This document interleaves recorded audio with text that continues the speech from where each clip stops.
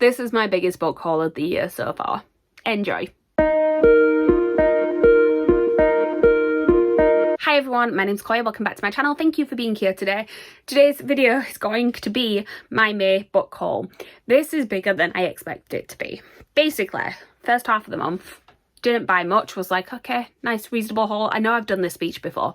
Got to the last week of the month and I went on a day trip to York, which was not expecting to buy many books when I was there.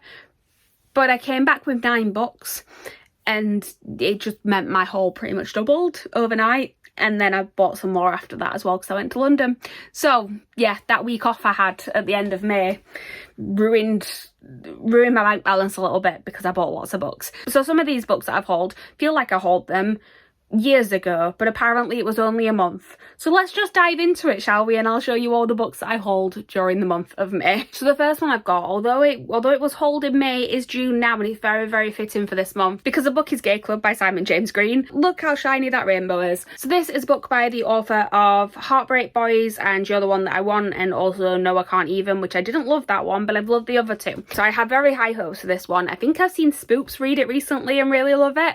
So I am excited. I'm gonna try and read this during the month of June. Basically, it's about the main character campaigning to become president of the school's LGBTQ plus society, and it sounds like it's a sort of like election story where they're just sort of trying to one up each other throughout it, and I'm really excited to read it. It just sounds fun. That's what I've come to expect from this author's books, is that they're just fun reads. You just go along for the ride. So I'm really happy to have this one. I saw it in the shop and I'm like, I can't not pick that up immediately, and then I've held off on reading it because if anything screams Pride Month read, it is this book. So the next one I don't actually have to hold up because I've already unhauled it, but I thought I should probably also haul it. It is It Happened One Summer by Tessa Bailey.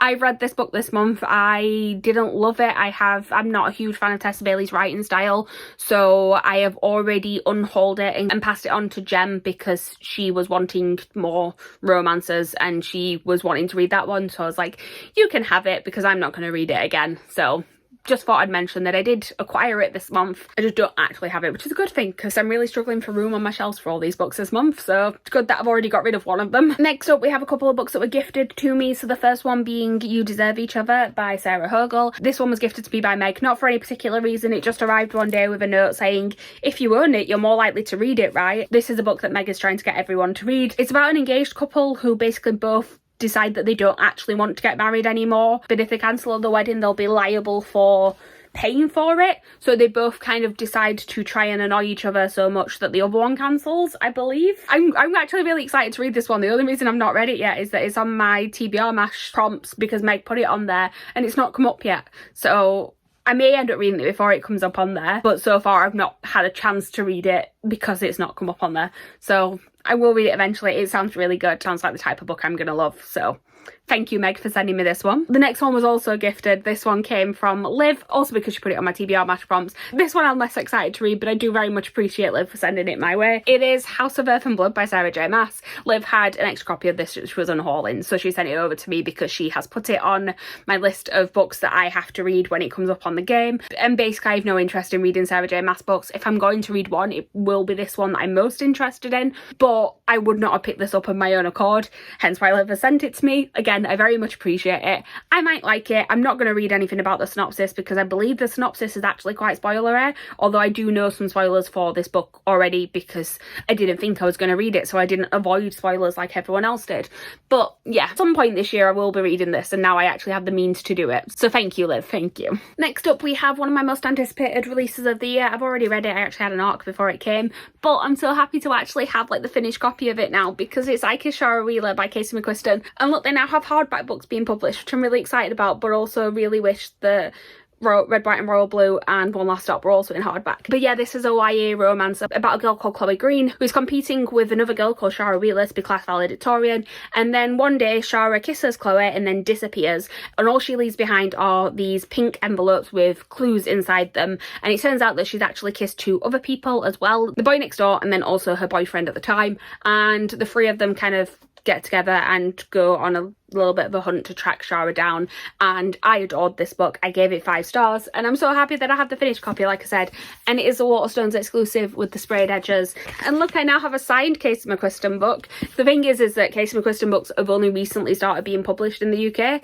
so this is the first one that's been published like as it was actually released. Red, White and Royal Blue and One Last Stop have been published in the last like few months, but now that they're starting to be published properly, we're getting things like signed editions, so I'm really excited that I have this one, because it's just nice to see an author that you really like doing well. Next up, I actually got a physical ARC. This is the first physical ARC I've received that wasn't from like winning a competition at Yalc. This was one that I requested from HarperCollins and I got approved for it, and it's called Out There Into the Queer New Yonder. It's a short story collection that's all sort of queer futuristic stories, and there's some authors in here that I really like, and yeah, when I saw it on the list I'm like, oh yeah, I wouldn't mind reading that one, and then it suddenly appeared in the post. So thank you to HarperCollins for sending this one my way. I will be reading it as soon as possible. I have realised that it does come out this week, so I will be making a start on it as soon as possible, but thank you for sending it my way. Next up, I have another one that was gifted to me, this one by someone who asked to not share their name online, but thank you very much for sending me the Falling in Love montage. They said that they wanted to send me a happy book to cheer me up after having to read all the heartbreaking books from Marvelathon,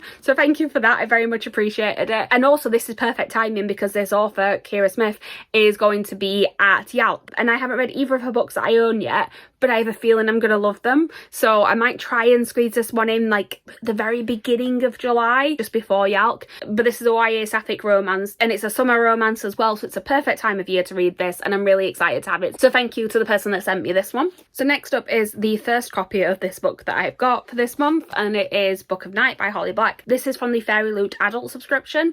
I have, like I said, another copy of this from another subscription box that you will see in a minute, but let me showcase this one to you. So the original cover is like a dark blue. I may insert a picture here if I remember, I may not. I'm sure you've all seen it by now. Lots of people have hauled this book this month, but the Fairy Loot version is all black and gold. It is a block sprayed black edge. I am a bit disappointed that they've not done something better with this edge. I expected, with it being such a big author, that they would try, but I do also realise that it is quite a short book, so maybe it would have been harder to do like a stencil on there. We could have done like an ombre or something, but I suppose for the colour scheme this does work. Anyway, the rest of the customisations are good, so it's fine. We have got end papers, and they are different on the front and the back as well. And then underneath the dust jacket we have got this crescent moon and stars shape, and then we have a quote on the back, and this says, "There'd always been something wrong with Charlie Hall. Crooked from the day she was born, never met a bad decision she wasn't willing to double down on, had fingers made for picking pockets, a tongue for lying, and a shriveled cherry pit for a heart."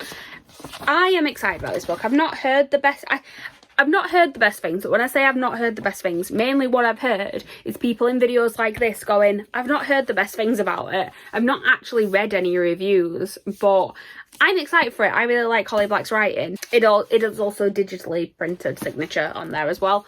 And yeah, I'm hoping to read this one this month, and we'll see whether I keep both the copies that I've got. Hopefully I will do. If I like it but don't love it, I'll probably just keep one. I don't know which one, because I actually really like both editions. This one looks gorgeous on the camera, but I really do actually like the Illumicrate one, which I will get to in a minute, but there is another book that I need to talk about in between, because the next book that I got was Only on the Weekends by Dean Atta. This book looks huge, but I also think I could read it very quickly because it is all told in verse. Dean Atta wrote the book The Black Flamingo, which I read when it first came out, and I adored that book, and I'm excited to see how this one is. I actually don't even know the story of this one. It says 15-year-old Mac is a hopeless romantic. He had a crush on Karim for what feels like forever, so he can't believe it when gorgeous popular Karim seems into him too. But when Mac's dad gets a film directing job in Scotland, Mac moves with him and soon discovers how painful long distance is. Love shouldn't only be on the weekends. It is made worse by the fact that Karim can be so hard to read. Then Mac meets actor Finlay on set and experiences something electric. Mac never thought he'd find love, but now two boys want him. How long until his old and new life collide? Reading that now, I'm like, I need to pick this up immediately. This one is going to go on the June TBR that is just ever expanding. But yeah, really excited to read this one because, like I said, I really enjoyed Black Flamingo, so excited to see what this one's like. Then we've got our second copy of Book of Night. So this one is the Illumicrate version. This one has got the sort of white and silver colour scheme. It's the same cover, it's just a different colour scheme. And then again, we have end papers. These ones are a little bit more simplistic, but I do quite like it. We also have got a bound in author letter, again digitally printed signature. But then for this one we've got this underneath, so it says Liebe Noctem, And then on the back we have got another quote. It's a different quote this time. It says, Charlie Hall, at her best when doing her worst, whenever she tried to create something, it broke apart in her hands, but blowing something up, there Charlie had an unerring instinct for greatness. Again, excited to read it. We'll see what it's like, and hopefully I like it because I have 2 gorgeous copies of it. Another Illumicrate book now, this one from the Afterlight subscription, which is their adult romance quarterly box. This one is called You Made a Fool of Death with Your Beauty. This one was not on my radar at all before this came in this box, and all the other Afterlight ones have been, and I'm really happy that they'd done something that wasn't on my radar, because I like subscription boxes for finding new books. So I'm happy that they've done something different, and I'm really intrigued to read this one. It's got a beautiful spine. The only annoying thing is that one of the editions that you can get in bookshops, I think it is an indie bookshop exclusive, actually has this on the edge, and this isn't quite as pretty, but it's still a pretty book anyway. This one says on here, it says, the opportunity of a lifetime. Faye is about to be given the chance to escape the city's blistering heat for a dream island holiday, poolside cocktails, beach sunsets and elaborate meals, and as the sun goes down on her old life, our heroine also might just be ready to open her heart to someone new. The only problem is she's falling for the one man she absolutely can't have. It sounds great. I love an adult romance. So we'll see what this one is like. I'm really feeling like July is just going to be another month of adult romances, because I read quite a lot in May, but I think after kind of all the readathons of June, I think July is going to be like just hit summer with all the adult romances, and I'm not mad about that considering how many I now own, which you will see in the next part of the haul, because this is the ones that I bought on the day trip to York that I mentioned at the beginning of this video. So basically, I did not go book shopping. There was one bookshop that I wanted to go to specifically. It's a smaller indie one. I do have some books from there that I will talk about in a minute. But when I got there, we went past the works, and I said to my mum, can we just call in here, because I've been meaning to go to the one in Sheffield, but it's a bit out the way, so I don't get to it that often. So we went in and I bought 4 books. It's fine. They were all adult romances. They were ones that I was interested in reading. They didn't have the ones that I specifically wanted to try and find, because I knew that they had certain ones at the works, and they didn't have those ones, but they had others that I was interested in. So I was like, great, I'll buy those. Went into the other bookshop that I'd gone for, bought a couple of books in there. Okay, now we're up to 6. Then we went down to this exhibition that we were going to, and there was another The Works there, because apparently they need to have 2 in the city centre of York. Not complaining, because when I went in there, they actually had the books that I was looking for from The Works originally. So I ended up with 9 books that day, because I bought 3 more in the last shop.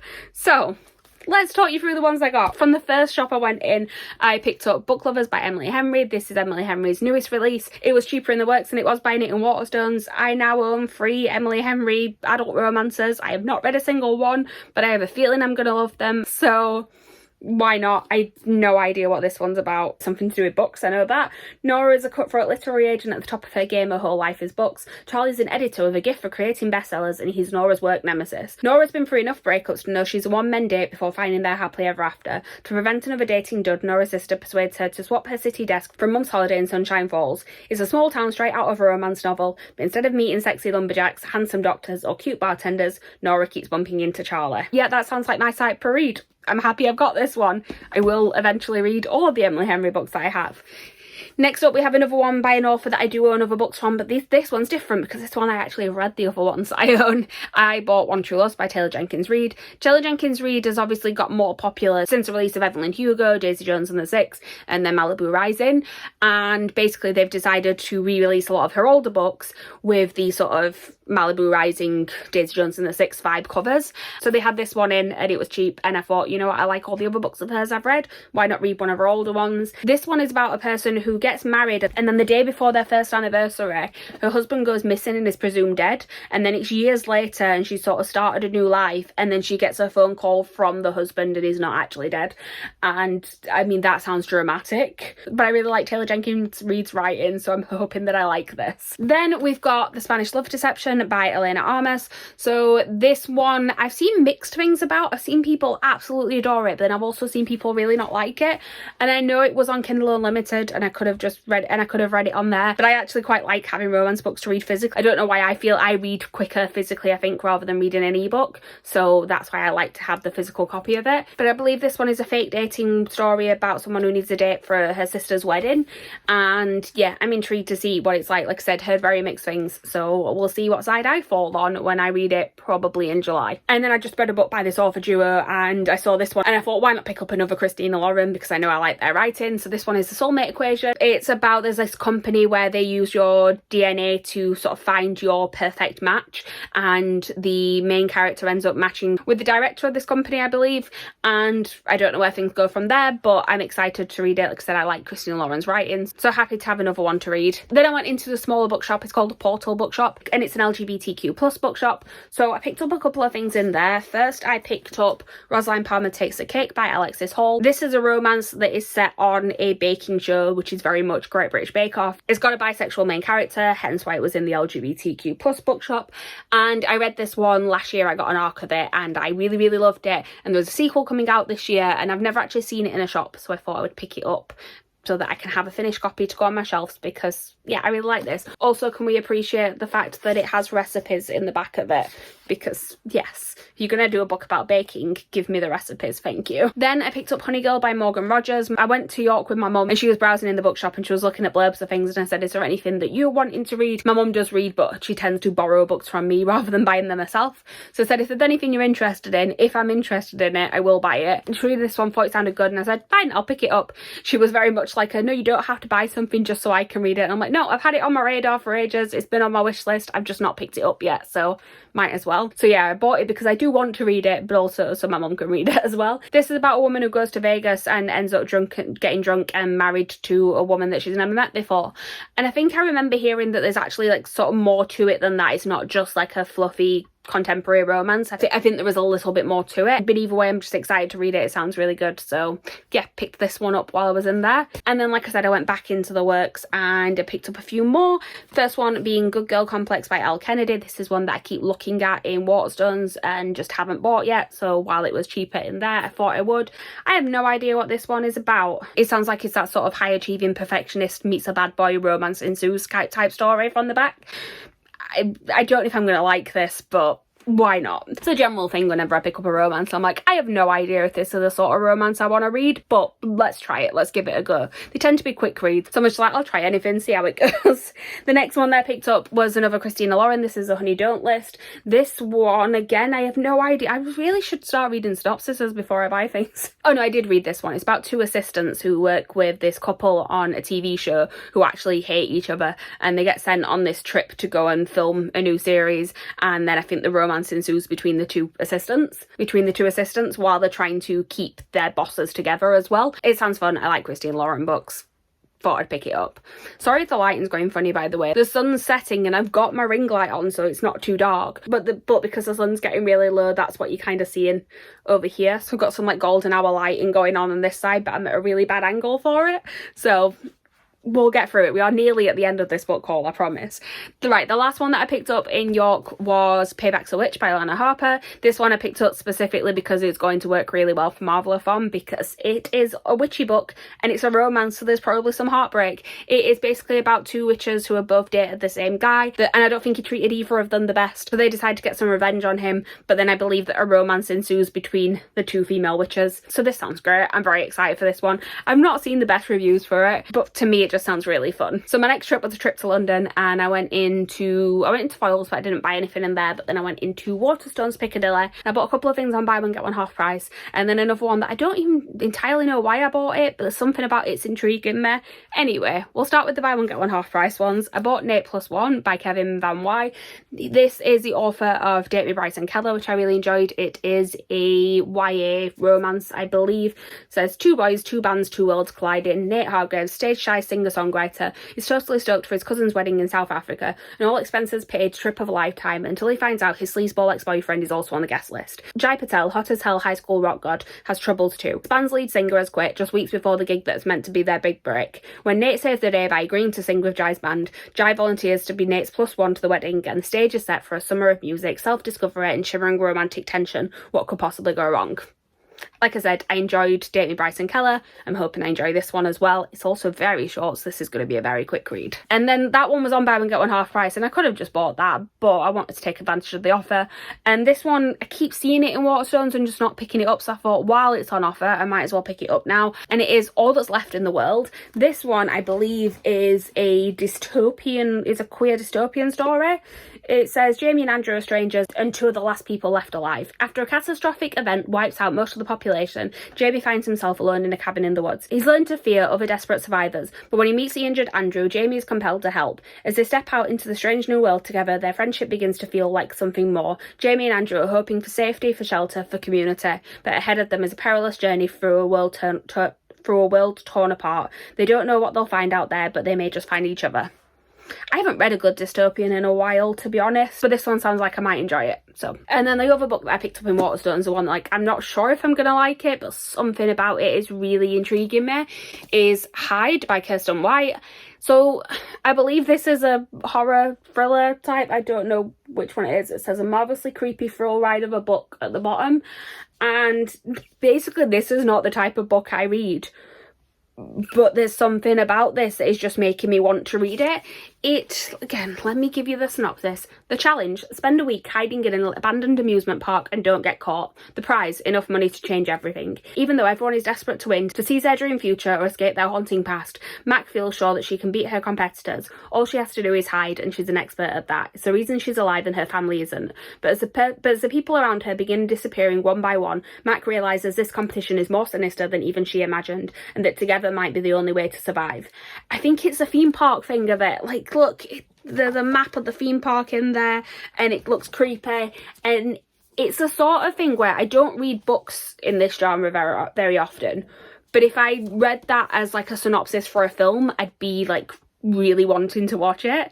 So I think that's what it is, and yeah, we'll see. I have no idea when I'll actually read this, but I own it now, apparently. I have no control. Right, the last book that I've got to haul is the Fairy Loot May book. I could not remember what month it was then. I'm like, this is your May haul, Chloe. But yeah, the Fairy Loot May book. So this is The Stardust Thief by Chelsea Abdullah. So this is the Fairy Loot edition. It is a different colour scheme than what the standard edition is. The standard one is orange. Fairy Loot, of course, made it purple. Why wouldn't they? I actually like the purple for this, but they do a lot of purple books. We have a block sprayed edge.